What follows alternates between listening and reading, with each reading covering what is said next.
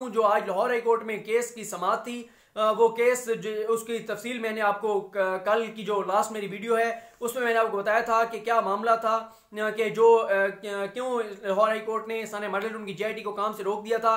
तो आज उसमें ये हुआ कि एक तो पाकिस्तान अवामी तहरीक ने अपने वकला की जो टीम है, अली जफर एडवोकेट साहब, रांझा साहब और खालिद रांझा साहब, ख्वाजा तारिक रहीम साहब, अजहर सिद्दीक एडवोकेट साहब, उनके वकालतनामे जो जिनके पहले वकालतनामे जमा नहीं थे उनके वकालतनामे जमा कराए। उसके अलावा आज पंजाब हुकूमत ने वक्त मांगा है 2 हफ्ते का, 2 हफ्तों में वो जवाब जमा कराएंगे।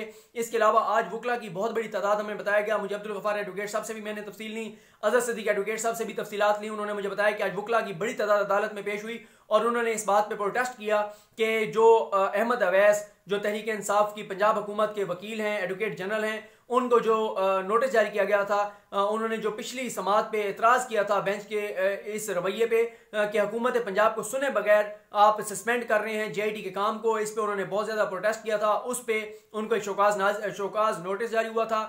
शोकाज नोटिस के ऊपर आज वकला ने कहा कि ये नहीं बनता था, इसको वापस लें, लेकिन अदालत की जानिब से कहा गया है कि आप इस पे पहले जो है हमें तहरीरी तौर पे जवाब दें, उसके बाद हम देखेंगे कि इस पे हमने जो है वो क्या फैसला सुनाना है।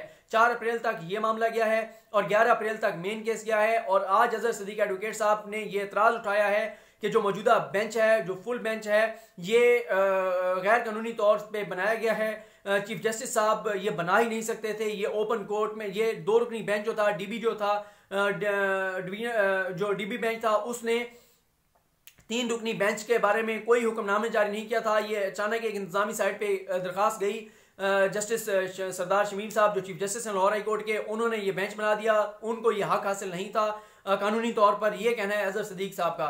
और सरदार शमीम साहब वो जज हैं जो हुदैबिया के अंदर रेफरी जज थे, जब 2 जजेस का फैसला आया था 1-1 से बराबर, तो हुदैबिया में इन्होंने जो फैसला दिया था सरदार शमीम साहब ने, वो मैं ये नहीं कह रहा था बदनीयती थी, लग्जात बेहतर जानते, उन्होंने मेरिट भी दिया होगा, लेकिन उन्होंने ये जो फैसला दिया था वो शरीफ खानदान के हक में गया था। और उस शरीफ खानदान के हक में जो फैसला गया था, उस फैसले को कमरुज़्ज़मान चौधरी जो चेयरमैन नैब थे उन्होंने सुप्रीम कोर्ट में चैलेंज नहीं किया था।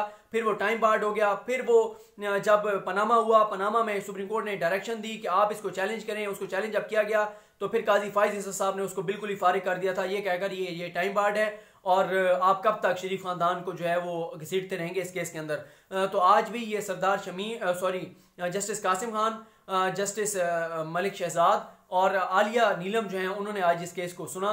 ये तफसीलात हैं उस केस के हवाले से। नेक्स्ट